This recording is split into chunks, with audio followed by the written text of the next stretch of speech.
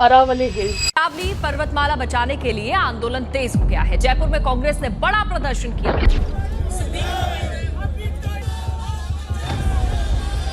जब हम इनका नाम सुनते हैं तो अक्सर लगता है जैसे ये सिर्फ कुछ पहाड़ है, पर सच ये है कि अरावली नॉर्थ इंडिया के लिए एक साइलेंट प्रोटेक्टर की तरह काम करता है। साइंटिफिक रिकॉर्ड्स बताते हैं कि अरावली दुनिया के सबसे पुराने माउंटेन रेंजेस में से एक है, लगभग 3 बिलियन साल पुराने।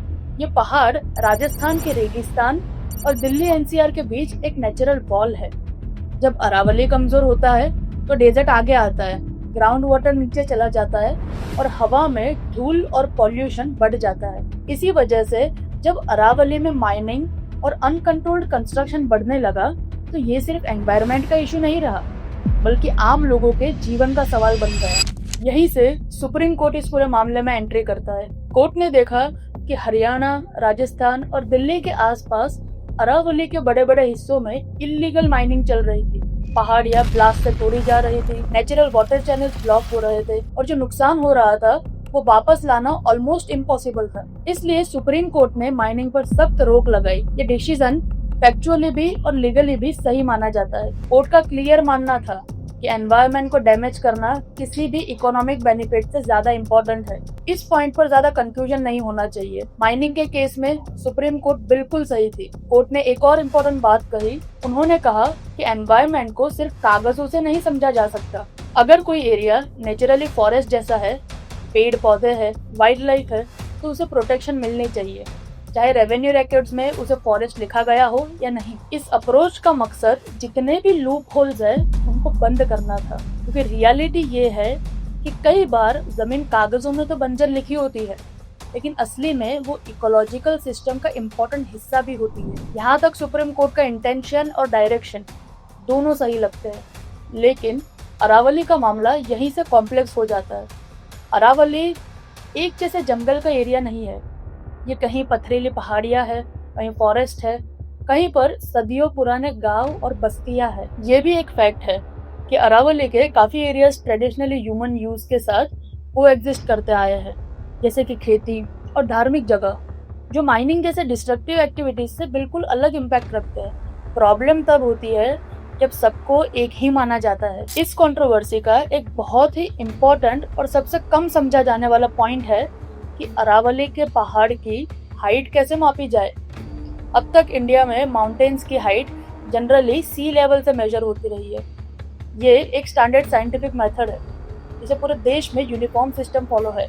लेकिन अरावली के केस में सुप्रीम कोर्ट ने कहा कि हाइट नियर बाई एरिया से मेजर होगी।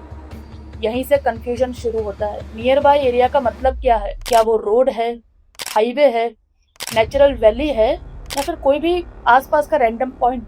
जब मेजरमेंट का बेस ही क्लियरली डिफाइंड नहीं होता तो बात जगह जगह बदल जाती है।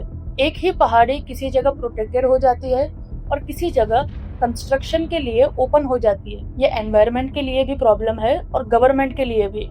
अगर हाइट नियर बाई एरिया से ही मेजर करनी है तो नियर बाई एरिया को क्लैरिफाई करना जरूरी है, जैसे कि रेलवे स्टेशन के येलो बोर्ड होते हैं। बिना क्लियर डेफिनेशन के रूल्स का मिसयूज आसान हो जाता है। एक और फैक्ट यहाँ समझना जरूरी है, सुप्रीम कोर्ट प्लानिंग अथॉरिटी नहीं है। कोर्ट का काम है गलत चीज को रोकना, ना कि पूरे इकोसिस्टम के लिए डिटेल्ड पॉलिसीज बनाना। जब साइंटिफिक जोनिंग, प्रॉपर मैपिंग और स्टेट लेवल प्लानिंग वीक होती है तो कोर्ट को बाय डिफॉल्ट ये डिसीजन लेने पड़ते हैं, और यहीं से प्रैक्टिकल डिफिकल्टी शुरू होती है।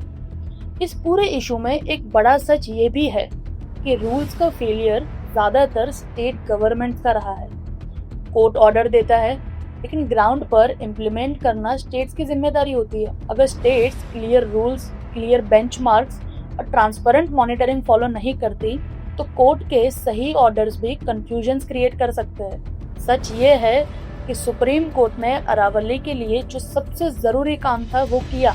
डिस्ट्रक्शन को रोकना, माइनिंग पर रोक लगाया, इल्लीगल एक्टिविटीज के खिलाफ एक्शंस लिए और एनवायरनमेंट को प्रायोरिटी दी।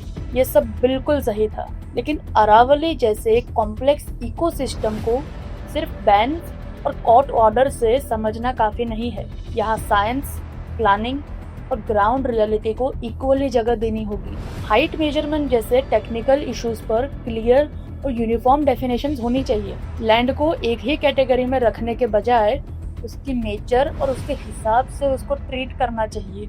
इसलिए ये कहना ज़्यादा सही होगा कि सुप्रीम कोर्ट का रोल यहाँ स्टॉप बटन का नहीं है। अब यहाँ से स्टीयरिंग व्हील सिस्टम के हाथ में है। अब सिस्टम को ही संभालना पड़ेगा। अरावली को बचाने के लिए सिर्फ कानून नहीं, सही साइंस, सही प्लानिंग और सही इम्प्लीमेंटेशन की ज़रूरत है।